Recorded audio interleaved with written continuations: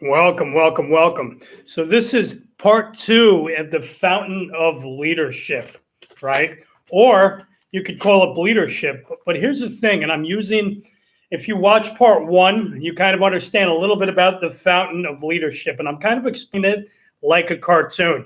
If you can imagine yourself as little tiny water droplets that are surrounding you, and you're part of that ecosystem.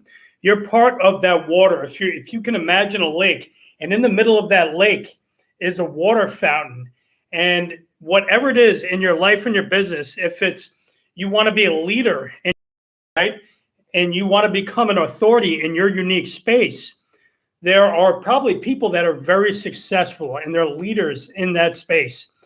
And if you want to make, I would say, yourself as a solution person to people's problems, and you want to be the best in that space, and you're looking up at that fountain, you're going to see other leaders in that space.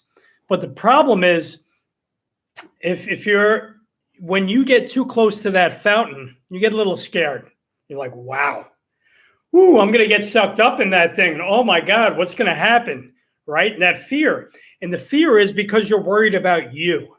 You're worried about who, oh, what are people going to think of me? Are they going to judge me? Are they going to fear me? And are they going to criticize me? And yeah, they probably are. That's part of it. It's like becoming the president of the United States in your niche, right? 50% of the people like you, 50% of the people do not like you. And that's just a fact, right? That's just a part of it. But if you're speaking for others, and you're that water droplet, and you get close to that fountain. I call it the fountain of youth, because when you're doing what you're energized to do, when you're enthusiastic, when you want to influence people to become a better version of who they are and whatever it is that you do, you're asking to be surrounded by higher energy people. You don't want to be down here with the average people that are doing nothing. You want to push yourself because you believe that your purpose in life is to be the best version of yourself that you can be and will be and must be, right? Doesn't that feel good, right? You hear me saying it, but imagine you thinking that and you taking the identity of who you are and what you stand for and you taking the action. You know what? The feeling just pops up. That feeling of, you know what? Wow, right. I'm doing the best that I can for others. It's not about me, because when you're inside your head, you're dead, right? When you're inside your head, you're dead. And I'll say that again. It becomes like a crime scene, right? Because you keep thinking about you. You're never serving others. You're never on your mission. You're never on your crusade. You have to become a crucible for what you believe in and what you stand for in that space, whatever that space is for you, whatever you want to be an expert. If you're not an expert yet, we have work to do, don't we? If you're not an authority yet, we have work to do, don't we? Right? And me, myself included. I still believe I'm an expert, bridging the gap to be an authority. But you know what? I am good at what I do, and I know it. I am good at asking questions. I am good because my core values are integrity. I do what I say I'm going to do. And if I don't, remind me, and then I'll do it. Right? And then becoming a master. I love mastery. I love, putting my brain deep focused work and doing the work so I get better at it, so I can rub my head up against reality. And my advice to you is to do the same thing with whatever you want to be good at, right? And fearing less by being curious. It's like doing this YouTube video. I used to not do these, but I know imperfect action prevails and you get better as you do them. But that fountain of leadership, to get back to that, imagine that lake. Imagine you're a water droplet. Imagine that fountain in the middle of the lake, and you want to become a leader in your niche, whatever that is. But the thing is when you get close, like you want to be a leader, you get sucked in that fountain. And then when you look up, you're like, oh my God, those are what other people do, right? They're helping other people become better. And then people invest in them to support them further, right? You help for free, you support for investment. I always say that because, you're investing time, energy, and attention to get better in what it is. But when you're in that fountain, if you're imagining yourself as a cartoon image, you look up and you realize that the people below that fountain are pushing that leader above them up higher, right? But most people go, oh my God, not me. I don't want to do that, because they get back inside of their head, because if I'm helping them, I'm not helping myself. Counterintuitively speaking, when you're helping others and you're serving others, you're helping yourself, right? And again, when you're inside your head, you're dead. But if you can look at that, and then when you look up, you realize, you know what? The other water droplets underneath are pushing the ones above them higher, right? Supporting them to be even greater than they are. And then you realize when you're doing that, when you're serving others, you look down. If you're in that cartoon water fountain, picture myself as a chubby little water droplet, and I'm looking down, what do I see? I see other people pushing me up, right? And they're pushing me up, and oh my God, thank you. And I'm grateful, and I have gratitude. And I see that their energy is pushing me to be better, and my energy is pushing above, and I'm also pushing them below, right, to be better. So as a leader, you have to reach your hand down, right? And you can't just pick up people.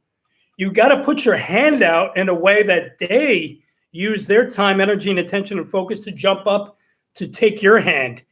And then you can pull them up, because if what you're doing, if you're reaching down and you're pulling people up and you're doing all the work, how many people can you truly carry on your back? Not a lot. But if people are willing to do the work and you can pull them up the fountain, guess what? People below are going to do the same thing, and then you're going to put that time, energy, and attention into being pushed up to that fountain. And the whole thing is you're professing good news. And that's the thing. It's kind of like I'm using a religious connotation, right? To go on a crusade, to be, and I'm not using this as a word of whatever you believe in, but I'm saying when you do good things, you do good things for other people, right? Would you agree with that? If I open the door and I say, hey, here you go, today's your lucky day or whatever, I'm just saying, hey, I'm opening the door for you. They're like, oh, thank you. I said, that's my only good deed for today. And I usually laugh about that. I'll say something funny and smile, and then they open the door for me. And I'm like, okay, I got to get you back. But when we go outside, just to make fun. But when you're truly a leader, you have that aha moment, and you realize that this water fountain is a system. It's a business system, right? And when you build the right system, when you save yourself time, energy, money, and sanity, right? You're building a system that helps other people. When you're integral, when you do what you say you're going to do, you honor yourself the most, but you honor others by doing it too. When you become a master at your craft, your mastery of your craft will show, and it gets easier as it goes on. You realize, that you get better, and then all of a sudden you ask one question when in the past you'd ask 9 questions to get them in the direction they get. When you become a master of your craft, maybe you ask 1 to 2, and then you direct them, is what I do as a guide. But then you fear less by being curious. But when you're in that fountain, and whatever your niche is, you're looking up, and the people that are pushing you up, there's people below them pushing them up. And there's people below them pushing them up. And there's even more people below them pushing them up. And then they realize that they're doing it for others. And when they look up, eventually they get to the top, because they're doing so much to help the people below them that the people feel so gracious.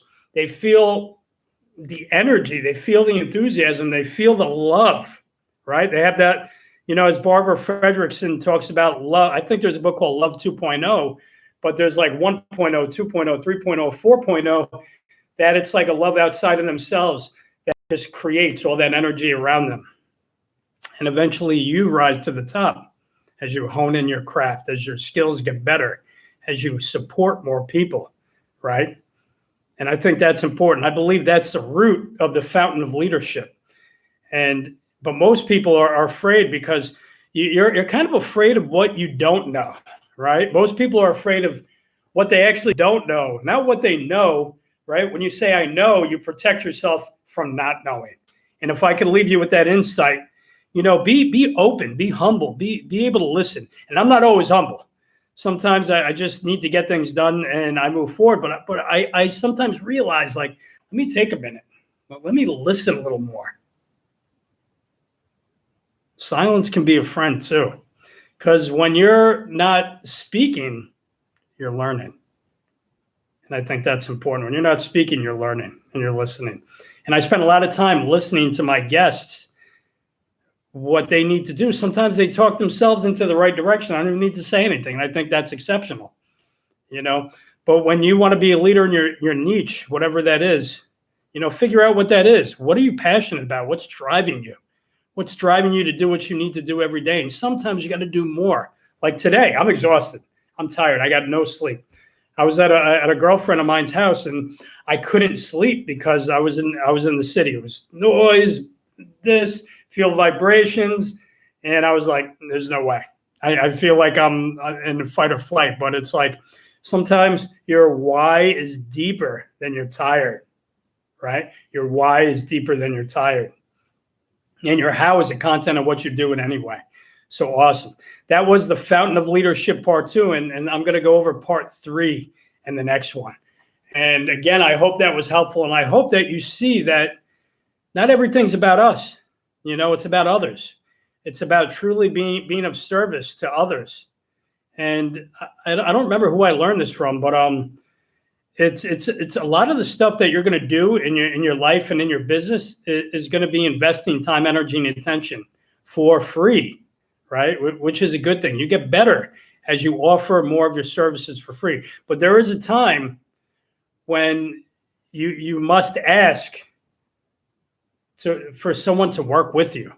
You must be able to, when you know, it's funny, and I'm just adding this, but when people pay, they pay attention. When people invest, they invest attention. When people pay a little bit, they pay a little of attention. People pay a lot, they pay a lot of attention. And it's really important. You know, when you've invested a lot in yourself, like I have, I invest a lot in myself. And I use that tools as energy to make myself better so I can make my guests and clients better.